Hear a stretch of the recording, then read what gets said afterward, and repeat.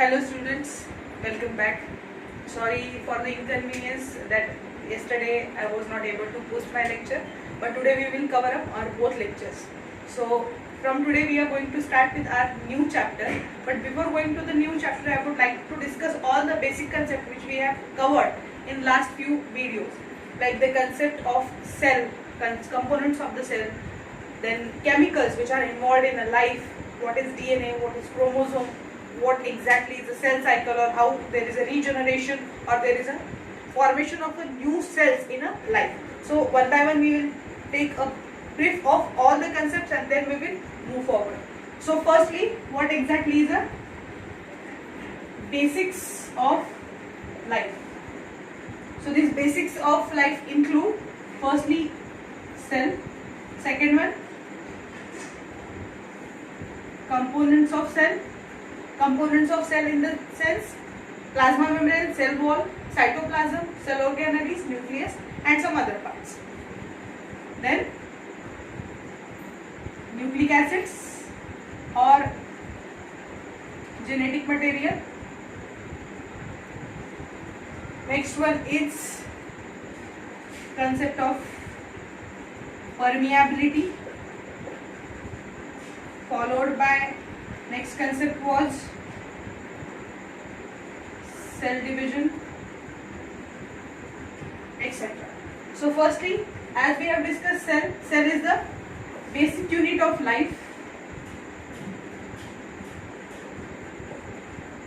Many theories regarding the cell which we have discussed, but yes, there the theories which we discussed that are far brief in the sense. Now next we are going to discuss many concepts regarding the cell, that is whole cell chapter is there which we are going to start in today's lecture. Then components of the cell include cell wall, plasma membrane, cell organelles like mitochondria, chloroplast, Golgi apparatus, etc. That may be differentiated in prokaryotic cell and eukaryotic cell. So differences may be quite that actually is a main components of prokaryotic cells are different and main components of eukaryotic cells are different. So these two basics are included in the cell chapter.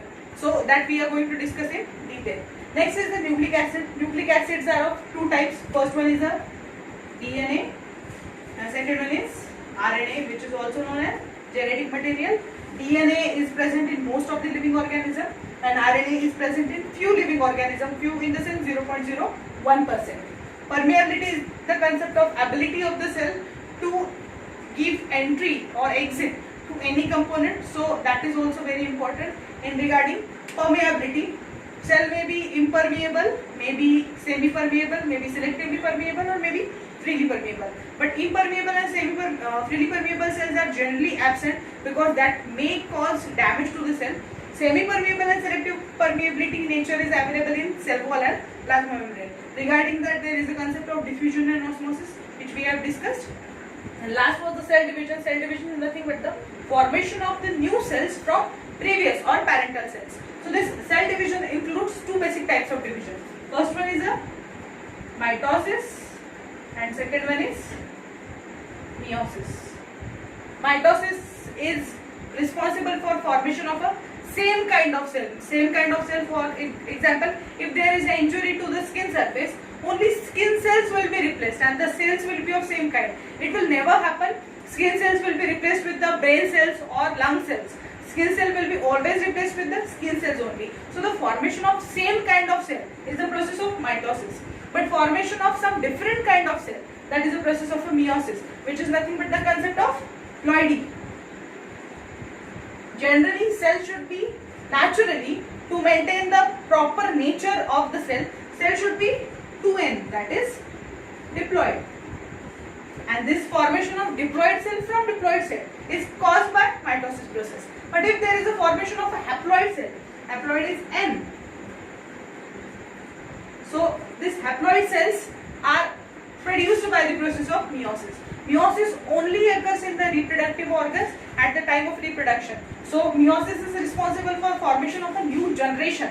But whenever there is a replace of the cells, definitely that is ensured by mitosis process. So these are the basics of all life which are important to study. Chemicals of life include carbohydrate, fats, proteins, in the sense carbon, hydrogen, nitrogen, oxygen mainly, along with some other nutrients also, for example sulfur, phosphorus, sodium, chlorine, etc. But main constructive part of the cell is always ensured by carbon, hydrogen, nitrogen and oxygen. So these are very important to learn. Now our topic which we are going to start from today is a cell. So let's start with the main chapter.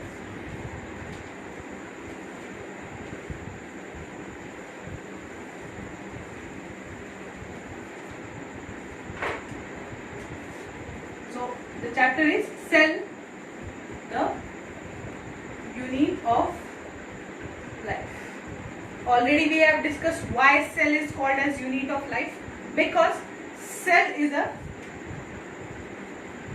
structural and functional unit of life. Two important words, structural and functional. Structural, it makes structure. Formation or construction is a part which is carried out by cell. And whenever cells are made, once structure is made, that same cell is going to perform function. For example, once there is a formation of a skin cell, once again example of a skin cell. Skin cells are responsible for maintenance of temperature, protection of the body, etc. So cells are first made and then they are carrying their function, and that's why cell is known as structural and functional unit of life. And as it is carrying both the parts, making structure also and carrying function also, that's why cell is known as a unit of life, basic fundamental unit of life.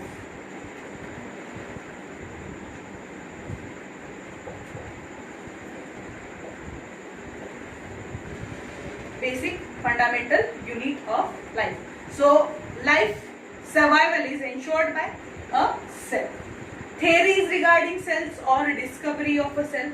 So as we have discussed earlier, cell discovered by, firstly, actually discovered by in the sense, first theory or first presumption about the cell was given by Robert Hooke, a botanist, in the year 1665. It was quite earlier in consideration with the researches for the cell theory. Actually 1665 year where there was no concept of a cell, and Robert Hooke was not specifically carrying his research on for discovery of a cell or finding out the cell. He was working on his own project, a different project where he was studying on cork cambium. Now what exactly is a cork cambium? That everyone should know first. Whenever we study the stem of a plant, stem is a part where outermost is a bark, which generally occur in a color, and that brown color ensures protective layer. Inside that, at the center, there are vascular bundles. Vascular bundles are nothing but the xylem and phloem. So these xylem and phloem are responsible for transport of a food. Within these vascular bundles and cork, there are multiple layers of a tissues, and as there is a formation of a stem or stem is getting matured, age is carried out. So in that case, these layers are always dead, and these layers are known as cambium layers. And this cambium is divided into two different types, but here we are going to study only cork cambium. So cork cambium is present within the vascular bundle and the bark, which is a dead tissue.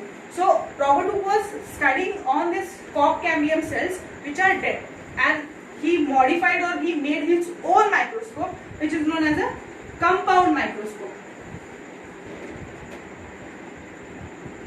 So when Robert Hooke observed this cork cambium cells under microscope, so he observed that there is a formation of a honeycomb-like structure. Honeycomb-like structure, or the rows are there, and there are some rooms, and that rooms are sharing one common wall. So whenever he studied that, he observed there are compartment-like structure or rooms which are sharing common walls, or also it can be described as a honeycomb-like structure, like this.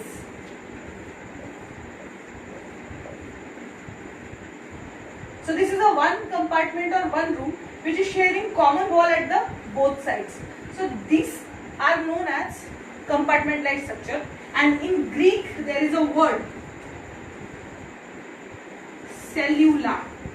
This cellula means compartment-like structure.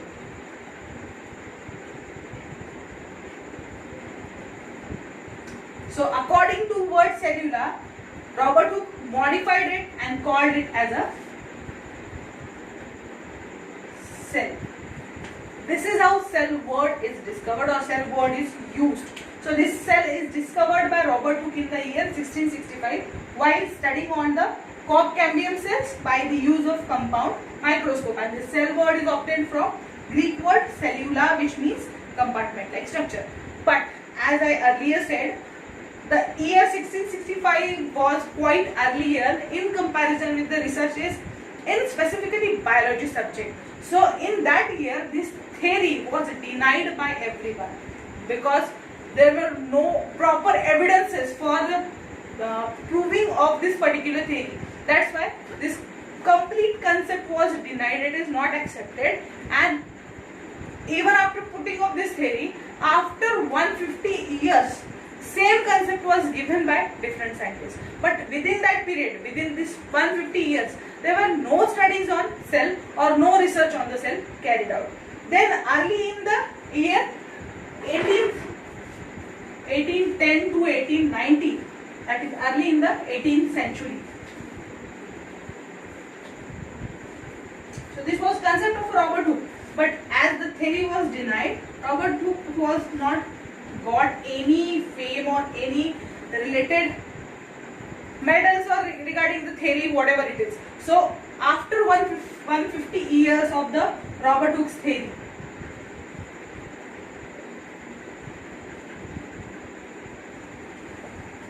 same concept was proposed in early 18th century.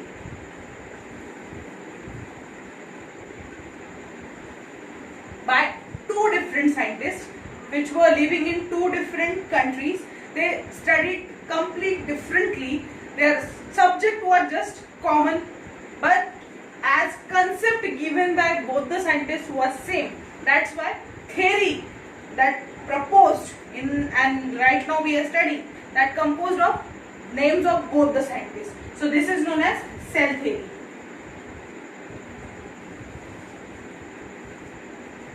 which is given in 1819. So this 1819 is the year where cell theory is proposed by two different scientists, which is Sheldon and Swan. Sheldon and Swan are not collaborated with each other, were not collaborated with each other. They were living differently, studied differently, their research was carried differently, but the theory or the proposition was common. That's why cell theory is proposed after the name of both the scientists. And the postulate given by these two scientists, postulates of cell theory,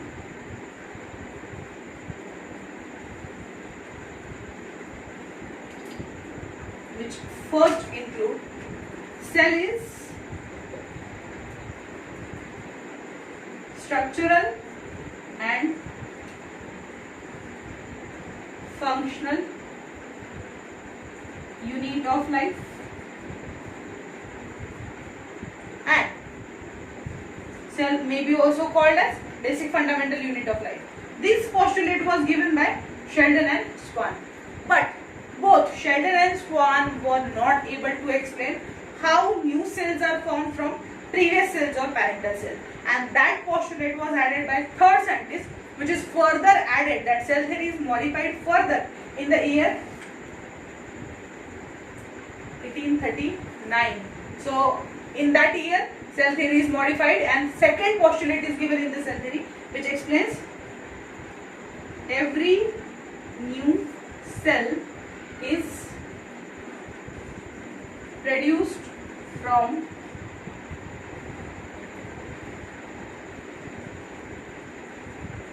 pre-existing cell. So every new cell is made or produced from pre-existing cell. This postulate was added by third scientist, which is added further in the cell theory, known as Rudolf Virchow. So totally 3 scientists are present in the cell theory, which we are studying right now. First is the Sheldon, second is the Swan, and third one is the Rudolf Virchow. And the propositions or postulates of the cell theory are: cell is the structural and functional unit of life. Every new cell is produced from pre-existing cell. So this is nothing but the cell theory which is given in the 18th century, and it is accepted worldwide. Right now also we are studying the same cell theory. But difference between Robert Hooke's study and difference between these 3 scientists' study was only one. Robert Hooke only observed dead cells, which are co-Cambian cells. But later on, where only finding of cell was important, that what exactly is a unit of life. In that case, different scientists, not only these 3, different scientists studied many types of cells, which include both living and dead cells from all origins, like plants, microorganisms and animals. And after studying of n number of cells or million type of cells, their final propositions was given by these 3 scientists in the format of a cell theory. So this is nothing but the cell theory which is important for studying the cell particular unit or cell chapter. Then some more scientists which are included in the discovery of components of the cell.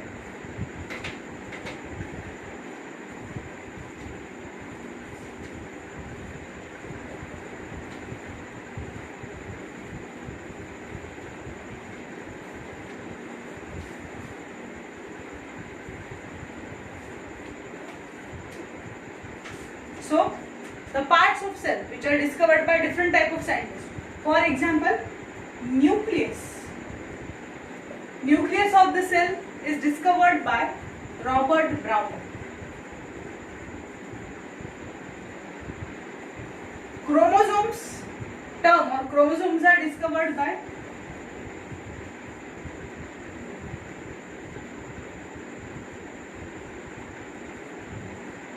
Waldeyer. Nucleic acid, specifically double helical structure of DNA, was given by Francis and Crick.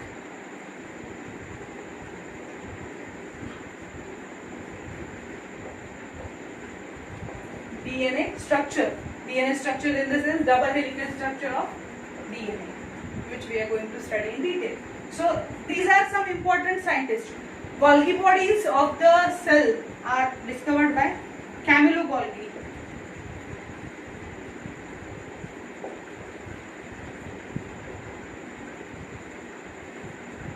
Etc. So these are some of the important scientists which we should remember while studying this chapter. Definitely we are going to pronounce their names while studying the particular bit of that chapter, but still you should know the names of the scientists which are contributed in formation of a cell concept or understanding of a cell concept.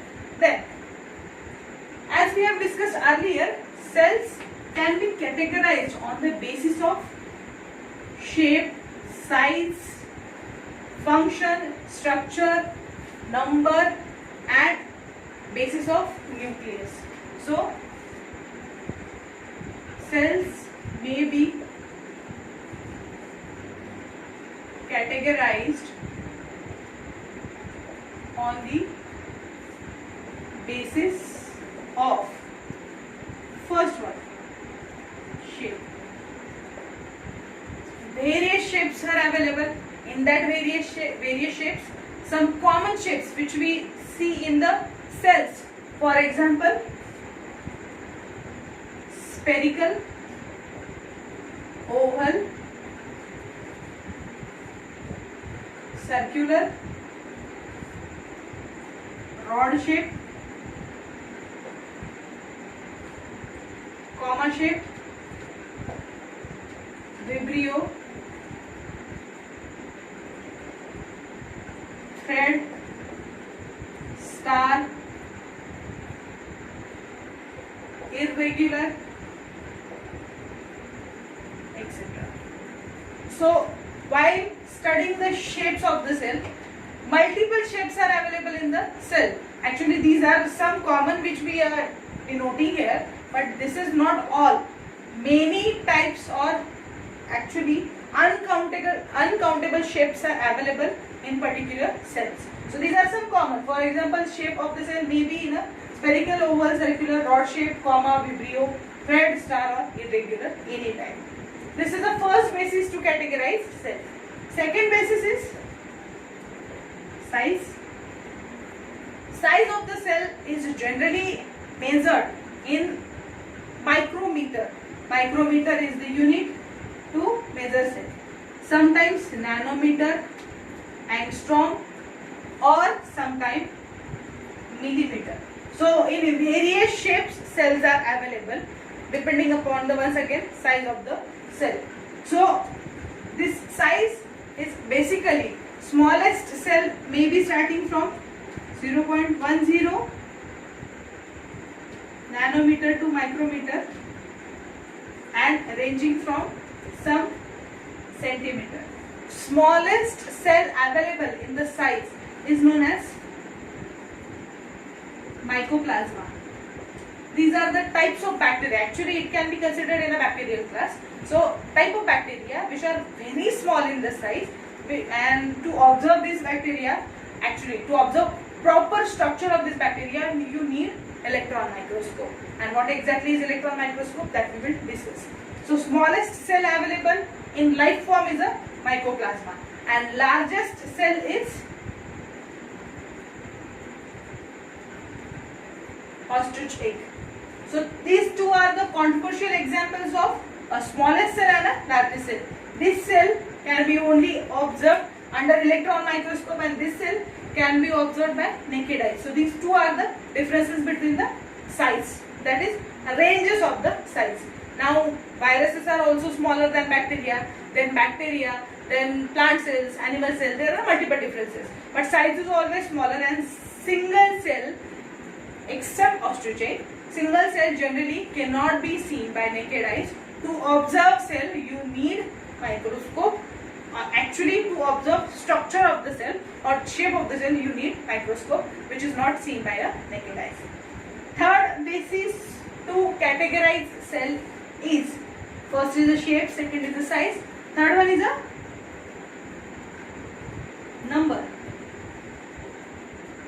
Depending upon the number, organisms, not cells, organisms can be classified into two basic groups: unicellular and multicellular. Organism made up of single cell, unicellular. Organism made up of multiple cells, multicellular. Amoeba, bacteria, viruses, these are examples of unicellular organisms. Plants, animals, these are examples of multicellular organisms. So on the basis of number, cells can be, or organism can be of two types: unicellular and multicellular. Next one is a function. On the basis of function, cells can be categorized into n number of types. For example, in human body only, as tissue is differentiating, as organ is differentiating, or organ system is differentiating, type of cell will be different. There, for human body, for every organ, there is a structural and functional unit. For example, nephron is the structural and functional unit of kidney. So it will work only for kidney functions. For example, purification of blood. Alveoli, these are the structural and functional unit of lungs, only work for exchange of gases.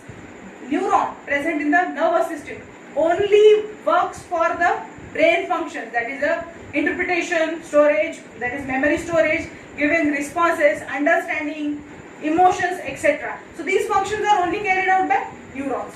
Then gastric cells, only present in the stomach. Formation or digestion of the food is carried out by only gastric cells. So as organ is differentiating, type of cell will be different, and that forms structural and functional unit of that particular organ. So according to function, we cannot classify some groups. There are n number of groups. So as organ is differentiating or function is differentiating, cell will be of a different type. So this is the next basis, which is known as on the basis of function.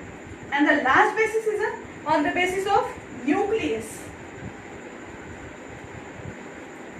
On the basis of nucleus, cells can be categorized into two types. First one is a prokaryotic cell and second one is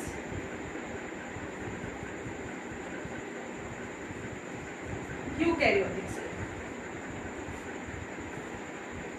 Some basics we have already discussed regarding prokaryotic and eukaryotic cell, but here we need to discuss in detail what exactly are the differences between prokaryotic and eukaryotic cell. But just briefing the concept, prokaryotic cell possesses old type of nucleus and present in some basic cells like bacteria. Eukaryotic cell possesses new type of nucleus or advanced type of nucleus, which is responsible for some expanded function or advanced function of the cell, and this is present in all the eukaryotic cells, which example animal cells or plant cells or advanced organisms. So these are two basic types on the basis of nucleus, prokaryotic and eukaryotic cell. The differentiating table we are going to discuss in detail for both the cells, prokaryotic and eukaryotic cell. But before going to that, we should know the component which we need to study cell, which is known as a microscope. What exactly is a microscope and how many types of microscopes are available for the study?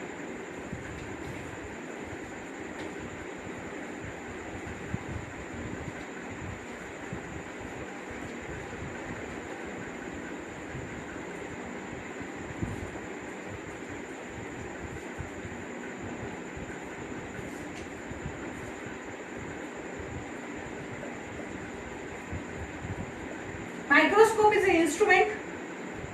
Can anyone tell me that who discovered the microscope?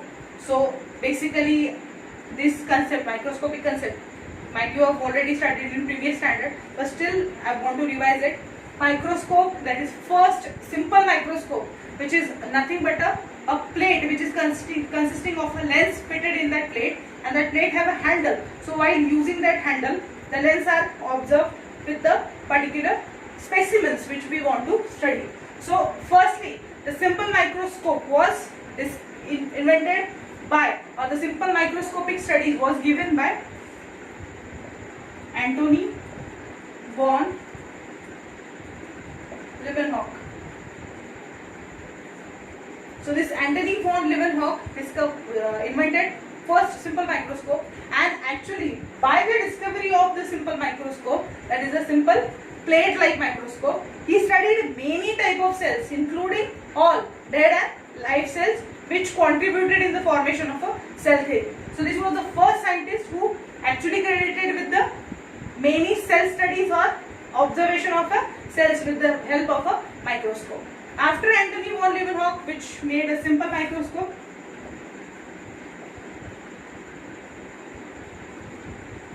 there was formation of a compound microscope.